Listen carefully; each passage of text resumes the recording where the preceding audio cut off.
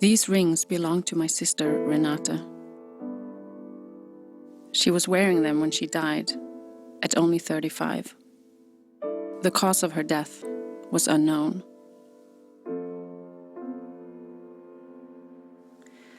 Ten years ago, I began this film to find out what led to my sister's mysterious death. But I had no idea it would lead me to an investigation of the pharmaceutical industry and its matrix of control over our society.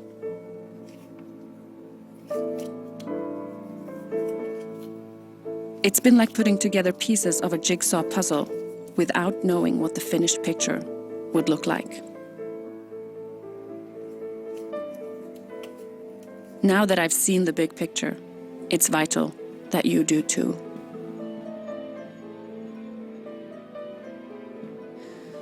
I wonder, how much is a human life worth?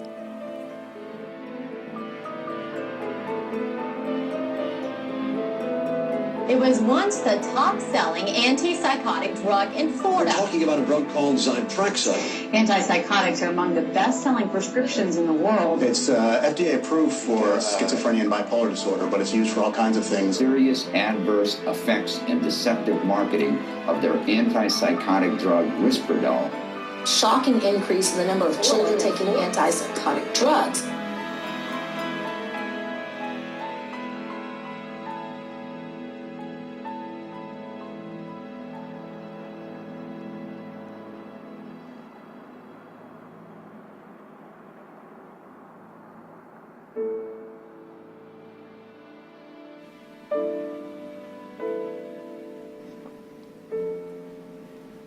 Renata was only 34 years old when she died.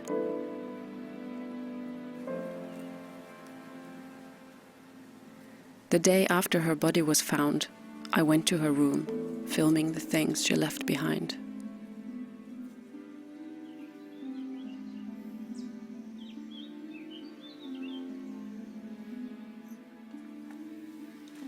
It was an unconscious act. My last chance to hold on to her.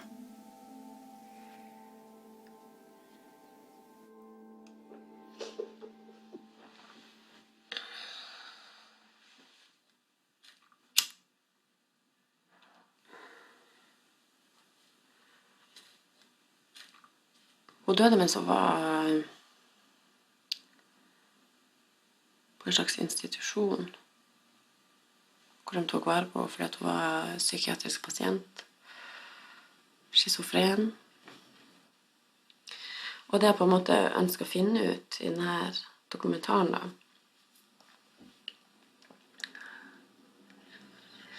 det vel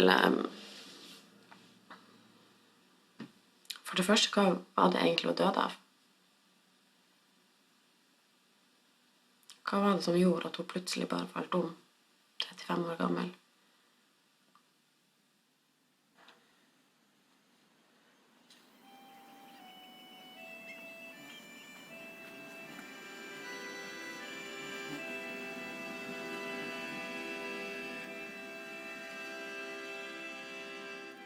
We were three sisters. Renate, Berit, and me, Anniken.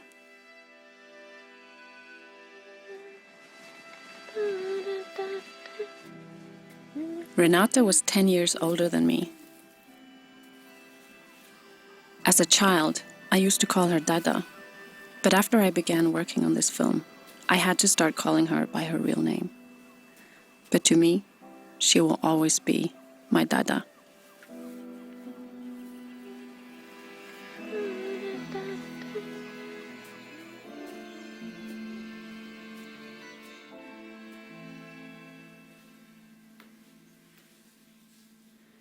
At the time of Renate's death, she was taking 5 different medicines in high dosages that had been prescribed by her psychiatrist. I asked the psychiatrist if they could have caused her death. He told me that was not possible.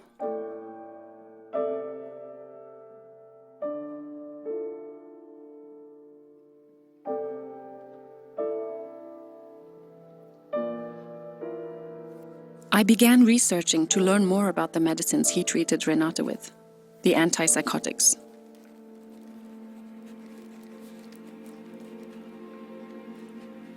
The first generation of antipsychotics arrived in the late 50s. In the 90s, a second generation of antipsychotics were launched. These included Risperdal from Johnson & Johnson, Seroquel from AstraZeneca, Zyprexa from Lilly, Geodon from Pfizer, and Abilify from Otsuka. During the 2000s, they became some of the most sold drugs in the world.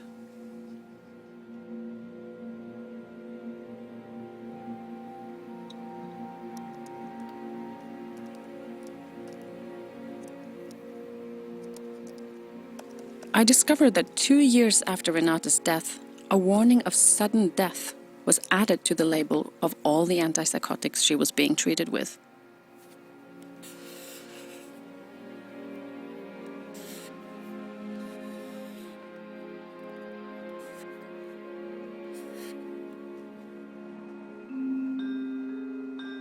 Renate's psychiatrist told me that there are no reported deaths from antipsychotics.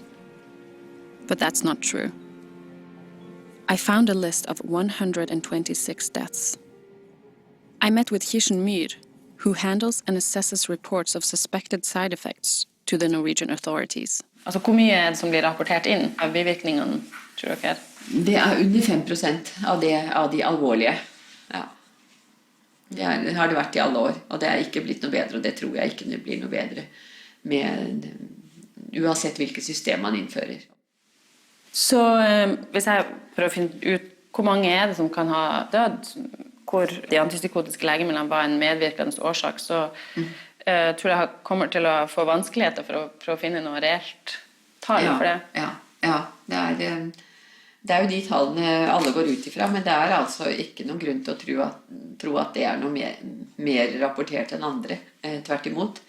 enn andre bivirkninger, og da er det altså, hvis du ganger det der med 20 da, så kan du kanskje få det reelle tallet. Hvis du sier at det er 5% som rapporteres. Så er det jo 126 rapporter. Så var det da kanskje 2500 da. Det er ikke 126. Nei, 2500 i Norge da, kanskje. Ja, kan det ha vært. Ja.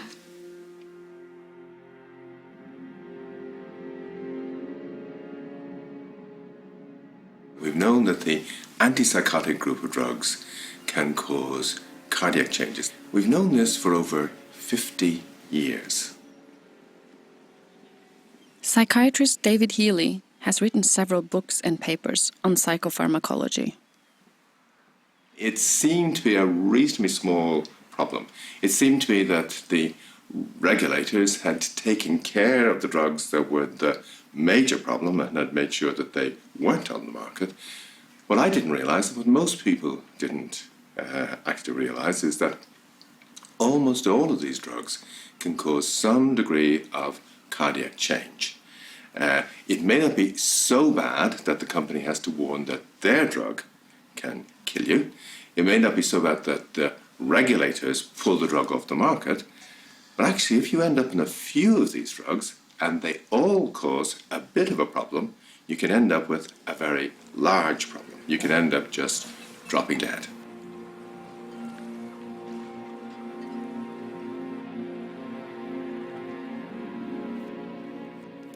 In 2009, I gained access to leaked internal documents about Zyprexa, one of the medicines Renate had been treated with.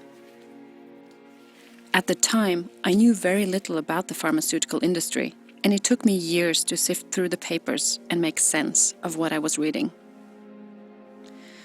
But one thing was clear. People struggling with mental illness were valued only in terms of how much income they could generate as lifelong customers. Lilly is the company that produces Zyprexa. They are also the makers of Prozac. It's the hottest psychiatric drug in history. Prozac. Prozac, a wonder drug that works wonders.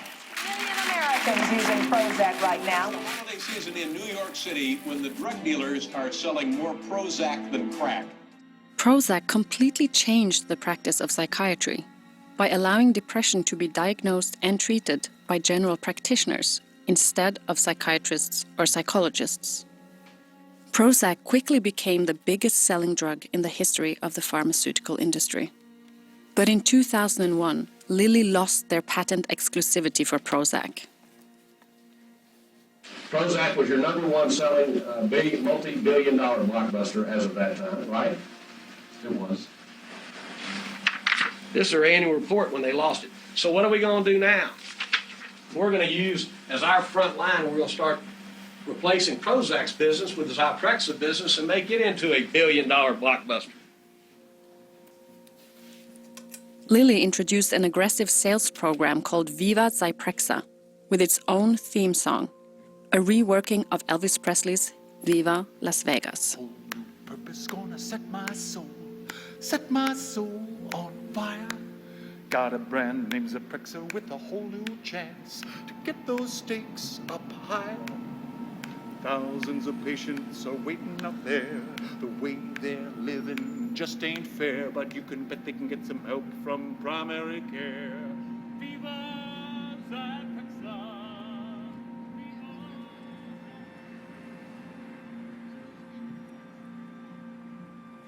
New York Times journalist Alex Berenson has covered the pharmaceutical industry extensively. He was the first journalist to access the leaked documents about Zyprexa. Most products you can't sell for $5 if they cost 5 cents to make. The reason you can with drugs is because drugs are given monopolies for a period of years. The day that a new drug is approved is a great day for a company, but it also starts the clock to that expiration. And everyone is aware of that. Everyone is aware we want to maximize our profits in that, 13 to 15 to 17-year window for as long, for to get as much as we can, build the market as much as we can. I don't know if you remember this, which is the... Oh, yes. This is Zyprexa in primary care, primary care physicians, not psychiatrists, certainly not mental hospitals. We are going to go to your, to your GP. Lilly used the same strategy as with Prozac. They marketed Zyprexa aggressively to primary care physicians. The difference from Prozac was that Zyprexa was only approved to treat schizophrenia and a rare type of bipolar disorder. So Lilly had to convince doctors and consumers that they were not depressed anymore, but that they were bipolar. Your doctor probably never sees you when you feel like this. This is usually who your doctor sees. That deeply depressed you who barely dragged yourself in for treatment. That's why so many people with bipolar disorder are being treated for depression and not getting any better. Because depression is only half the story. That fast-talking... Amazingly, Zyprexa became an even greater source of income for Lilly than Prozac had been. But then, it turned out that Lilly had skeletons in their closet. Eli Lilly pleading guilty to criminal conduct after skating under the radar for years. There's been rapid weight gain with the drug and elevated glucose, which can put folks at higher risk of developing diabetes. So what is Zyprexa used for? Lilly was hit with over $1.6 billion in fines.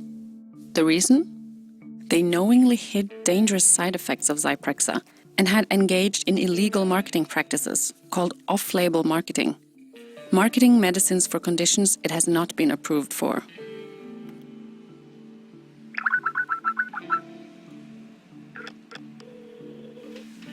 Thank you for calling Eli Lilly and Company and Elanco Animal Health. The person you are trying to reach is not accepting calls at this time. Sorry that I missed your call. Please leave a message. It would be Maurice Sullivan. He's not in. Can I take a message? He's the main contact. I'm trying to get somebody from Eli Lilly. Yes, I could have him give you a call back. And I'll get back to you as quickly as possible. My mother uses my shampoo. My daughter uses my shampoo. Johnson's baby shampoo. Oh, baby, baby, there'll be no more. But Lilly wasn't the only company with skeletons in their closets. Johnson &